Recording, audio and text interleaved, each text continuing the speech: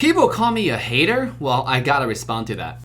Just for the thrill of it, nothing counterfeit with you. Just the thrill of it. Just for the thrill of it, nothing counterfeit. Yo guys, how's everyone doing? This is your guy AssassinDave. Welcome back to another Dave Talk. Today we're gonna go ahead and react to a lot of comments that you guys left on the last video I made regarding my decision to focus my energy really on Mobile Legends and stop making contents for League of Legends Wild Rift. I actually received quite a bit of backlash and some really interesting and some would say toxic comments. So today we're gonna take a look at all of those and just really answer them, because Dave is such a great communicator and you guys all know that. So before we get started, guys, make sure you hit the like, subscribe, and turn the bell on to all notification bells because viewer support is the best way for us to grow the channel, have it blow up. So what you waiting for? Smash the like button for the YouTube algorithm. And remember to re-download your Mobile Legends with the link in description for 20% extra diamonds for future Mobile Legend purchases. With that, let's quickly jump into the video. Now, the first contestant of the worst comment of the day come from Jason Shinigami. It's funny how AoV Vainglory ex-YouTubers are getting more views and subs compared to Dave when they are now switched to Wild Rift. Doesn't make a lot of sense to Dave's point. See, Jason, you are not wrong about AoV and Vainglory ex-YouTubers or content creators getting more views because they started from such a low line. In fact, I was a professional player for Arena Valor, also one of the most watched Arena Valor streamers on Twitch at that time as well. And I can tell you, if I compare my number right now from League of Legends Wild Rift to the Arena Valor time, I would have gotten a lot more views also, relatively speaking. But that's not the case because it doesn't matter how relatively high it is now, is still too low to support a content creator. If you take away the special creators who are getting external financial support, such as those handful of players who sign exclusive contract on Twitch because of their Mobile Legend views, or the handful of pro players who are getting contracts and getting paid by some orgs for no reason, probably because they got paid by Riot also. If you take away the handful of those content creators, the rest of the content creators are making little to no money. The peak performance I did on Twitch, I made $400, and only because one very generous donor who donated 200 plus individually. And I'm the most watched Twitch streamer on the English section for League of Legends Wild Rift for many months, since December of last year until April of this year. And if that's how I performed, I can only feel bad for the rest of the content creators. And the next comment is even better, by Johannes. This is when you think you're important, but really isn't. You overextended yourself hoping they will lead to something. Why would a company with years and years of experience with team of game developers listen to you, a YouTuber who refers himself as influencer manager? There are a lot more people that is more influential than you, Dave, that are being listened to. Seem like you're saying all this now because you didn't get the attention you wanted. Salty. Well, Johannes, true. You're absolutely right. I did not get the attention I wanted. To be frank, I didn't get the attention I needed, and none of the influencer or content creator, especially from the North America region, did. In fact, no matter how many times we try to reach out to them, it's still really hard to establish a stable communication or a meaningful stream of communication with some key members from the dev team. Now, with that being said, I've said that many devs from Riot teams are absolutely amazing. It's really easy to talk to them, and they generally seem to care about the game. They use their own time off work to watch the tournaments we organize, to watch the events we organize, give us feedbacks, and ask us what they can offer, what they can provide to the content creators. Even though those few people are not really in the position to handle the influencers, there are actually a position called influencer manager among the Wild Rift team, but it's really hard to reach out to that specific influence manager for a lot of key issues. I've talked about how Twitch Rival as an event is Riot that spends hundreds of thousands of dollars to make that event possible, right? From a business standpoint, the director of the game probably handed out them a budget, say, hey, we want this budget to dedicate it to Twitch Rival so we can attract more PC viewers, more PC players to come to play the game, which make a lot of sense. If everyone who participated in Twitch Rival are PC streamers who have influence, who have a reach of community, it makes a lot of sense. But that's not the case. They only invited a handful of the PC streamers and let them pick players completely random players of their choice. Now, if I would be in the same position, I would actually look at Twitch streamers, look at YouTube streamers, look at Facebook streamers, look at streamers from different community and find out all the best streamers of the Wild Rift community, the organic streamers, the streamer dedicated to the game, and then make a list and then hand it to the PC streamers and be like, hey, you can either pick your PC streamer friend that off this list, or you can pick the organic Wild Rift streamers from this list. They're pro players, they're good players, and you can pick from here. This way, the viewer, that PC player actually draw into Wild Rift, that actually wanted to play Wild Rift, will actually stay. They have a place to go to. But what actually happened was only a handful of players were invited, and they all came from the same org. Now, we don't know how exactly that happened behind the scene, but for event 2 of the second Twitch Rivals, it was even more random. It was just a bunch of players that invited because they are friends of certain PC streamers, which actually turned out that more than 50% of the players who participated in Twitch Rivals do not stream, they only play the game for fun. Then it's just a big waste of money. At the same time, doesn't matter how many times the content creator try to reach out, and I'm speaking not just for me, I'm speaking for many content creators, many top streamers in the English Wild Rift section on Twitch or YouTube content creators who try to reach out but never get a message back on how this event is even organized. So excuse me for not getting the attention that many content creators desperately need, especially talking about a game that is so small and content creators cannot make a living completely on their own. It's crucial for the developers to come out and say, really, we need to come out with a strategy to foster communities, to foster those content creators, especially content creators for our own game, not just people we spend a lot of money on that's going to play the game for one time. So unless you're a content creator yourself, I highly recommend you do not get into the content creator business because it's very obvious that you know nothing about it. Now, the next comment comes from Snugglebear. I report bugs and glitches in the game through Wild Rift Twitter, and the developer of Wild Rift do respond. We even had a conversation in the comments on what to improve, so I don't know why Dave didn't get a response. For Snugglebear, my dude, I've answered in the comment section, but for the benefit of the viewers, Wild Rift devs are separated into many teams. Riot is a massive company, and a Wild Rift is a small team within that massive company, but this small team is also separated into many other, even smaller teams to handle individual specific tasks. There's certain developers in the company, as I mentioned earlier in the video, that really genuinely care about the growth of the game. They really want to see the results of the game, and you can see that from their actions. Like I said, actions speak louder than words. Doesn't matter what people say. End of the day, we just see actions, right? We see what they do, and what they do tells a lot more about their true character rather than words, because words are simply virtual signaling in a lot of ways. I have commented over and over again to a lot of Riot developers who really care about the game, like Riot ACM, like Ben Forbes, like Brian Farrell of Pony. All those developers, you can reach out to them and they respond to you really fast, really swiftly. But there are certain departments in Wild Rift that actually so crucial, especially talking about like developer to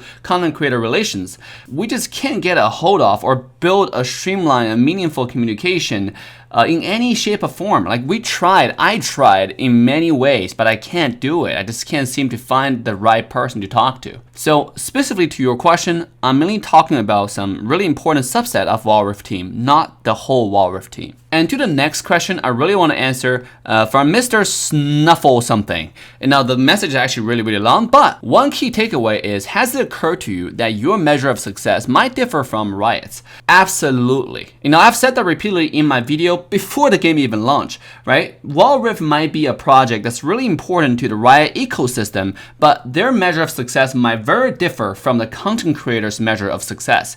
In fact, if their measure differs too much, it might not even be sustainable for content creators to make content for it. Just look at Arena Valor, for example. Their official channel is still pumping out dev diary, different content, different updates, but there's barely any content creator left making content for that game, especially in the Western region. If the game is as popular as Mobile Legends, if the game is as popular as some other Supercell titles, you think the content creators will just leave the game? Like, doesn't matter how hard it is to communicate with developers, the game get traction. If you get organic viewers, if you can build a meaningful community with that game, why would a content creator leave? When you are talking about the difference in measure of success for the game, what we're trying to say is basically asking a developer to be more transparent with the content creator, right? Tell us their goal, tell us their objective.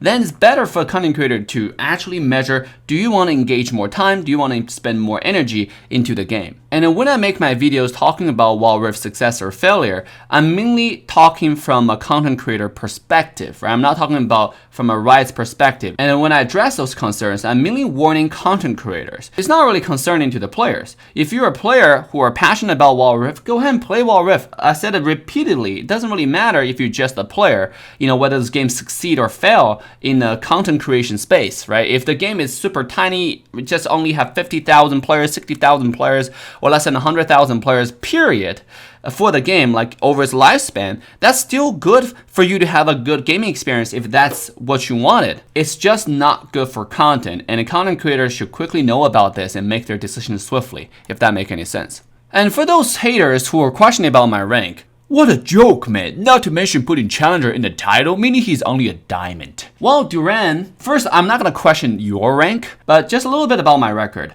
I went to Korea to play the game for about 3 months, and the time I was there, it's a really popular game, actually, among the Chinese community. A lot of pro players come to play, and if you watch all the streams, the global number 1 Yasuo, global number 1 Zed, global number 1, a lot of stuff are actually hard stock diamonds, because the rank system was really, really hostile for people to play solo queue, and most of the players are solo queue like me, and they play the game from China. And I was able to hit Diamond 2 at the time when I was in Korea. After I returned to North America when the game was not available here, I played on European server and I hit Challenger within 2 weeks of time. 99% of solo queue, played a few games with friends, and after NA comes out, I was in North America number 1 Akali, North America number 1 Evelyn. I was top 5 Lee Sin, top 5 overall rank for a long period of time when the game first launched. And I quickly dropped my interest because I was done waiting an hour in queue to play a game. I was done having people to smurf boost me, because in order to find games for all the top players, what they did is to have their friends find a smurf that is much lower rank. Let's say if you're a diamond, try to find a game, you have to find an account that's Emerald 4 with low win rate in order to find some quick games. And I was done doing that, so I started playing solo queue on my smurfs. So my main account didn't find the games. If it did, after 50 minutes, I was finding really shitty quality games. So excuse me for losing interest in a game that's horribly designed for matchmaking. And again, before you judge someone else, you should really do your homework, do a little bit of research and find out, because otherwise you're just gonna look ignorant and arrogant and kind of stupid. And the next question I have is, social features such as global chat would make Wild Rift a toxic game because of the community. I don't want it like Mobile Legends. Well, to you, Manusia, I can only say that go enjoy Wild Rift the way it is, because apparently you know nothing about the growth of a mobile game, the lifespan of a mobile game, right? Because to gain a perspective out of the game, you really have to play many games, and most importantly, be on the content creator side, be on the developer side for those games, and then you really understand. To talk about a mobile game do not need social feature is talking about you don't need sunlight. Unless you want to limit your game to a very small subset of the community where the game never really blow up, not to mention you're gonna kill all the content creator just like AoV did, as I mentioned in the earlier of this video. So if you can't handle social features in a game, well, mobile game is probably not for you. Although there are many other comments that I want to address, but I think this video is already way too long, so I'm just not gonna address them anymore. I do want to address some of the developer comments after they watch the video, and some other YouTubers' video regarding why Wild Rift is dying and all that kind of stuff. Here is a recent tweet from Maddie, who's actually in charge of growth of Wild Rift. Now, I have to keep it 100% with all the viewers. I do not know what growth for Wild Rift really means. Does that mean that she's in charge of influencer manager, or she's just in charge of acquiring new viewers or new players? I'm not so sure. But she commented, there's been a wave of Wild Rift devs don't care comments recently, and it's honestly heartbreaking to see the sentiment. I don't think I have ever worked harder or cared more about a product than I do Wild Rift, and that's true for our whole team. Finally, some solution to problems just aren't as simple as they seem. An example is the basic tutorial thing being moved to before login account creation. There are a handful of reasons that we did this, but this seemingly simple thing took 9 months and over, and was delayed 3 times. I also want to remind you that we have lots of teams, and devs have different specialties. Esports, skin, matchmaking, balance, and tutorials are all owned by different people. So if something new comes out in one area, that doesn't mean something else is being ignored. To dear Maddie, I just want to say, You know, I actually believe everything you say. I believe there are a lot of talented people in Wild Rift team that's working towards the betterment of the game, but I still lean towards a 20-80 rule where 20% of the company is the most hardest worker in the company, where 80% just sit there and enjoy the fruit of the results. If Wild Rift has a better ratio, like 40-60, even 70-30, oh my goodness, then Wild Rift is gonna blow up for sure because you guys have the best teams. And fingers crossed that's the case. But again, I take actions more than words. Actions speak so much louder. Words are just so simple and everybody can say that. The simple fact is the content creators or the entire community do not really see a lot of actions coming from the dev side, not even communication, right? We're talking about simple features that a lot of people requested over and over again for many months are simply not even addressed. For example, separating the leaderboard from North America and South America, where two regions simply cannot crossplay for any meaningful reason, and yet they share the same leaderboard, and at the same time, the South American community has 10 times the player base than the North America. Like in South America, challenger games, you can find them back to back to back. In North America, it takes average 15 minutes to find a Diamond Plus game. It takes over 2 hours to find a challenger game. And somehow, the North American players have to compete against South America on the same leaderboard. How does that make any sense if you play the game in any way? And 100%, and I can be absolute here, because I know most of the pro players and competitive players in the North America region, 100% of the players, even including lots of South American players, want the leaderboard to be separated because they were being invaded with VPN users from North America because we can't find games here. So they want the leaderboard to be separated since the beginning of time, beginning of the North American server. But still until now, we haven't heard news, we haven't heard updates, knowing if this ever going to be separated or ever going to be done. Those type of things really frustrate a bunch of people. And I'm going to quote ex-Control here because those few content creators, the few top players, are the ambassadors of the game. Like, we have the biggest voices here because we build content and a lot of people watch us. So when we see this kind of stuff, when we have to sit in a stream and your viewers are 400 and all of a sudden because you wait in queue for 2 hours, that 400 dropped to 200, it's frustrating, it's annoying, and it's sad for a content creator knowing that you're losing viewers to nothing of your control. So you're forced to play Smurf, but when you play Smurf, people call you noobs, people call you this and that. There's just so much stuff that we don't see no actions on. I mean, I understand that Riot is a big company. I understand Wild Rift is a big team and there are a lot of hierarchies, a lot of stuff to be proved, has to be discussed over and over again before anything can be done. Now, that just means the company structure might need to be changed, right? If you look at Mobile Legend Bang Bang, they listen to content creators all the time. They created content creator coalition or pro player coalition. They get feedbacks from everybody, and every time when we send in feedbacks, we see immediate return of feedbacks or actions on the feedbacks that we submitted. Even though they're such a big company, they have to deal with so much more content creators and pro players.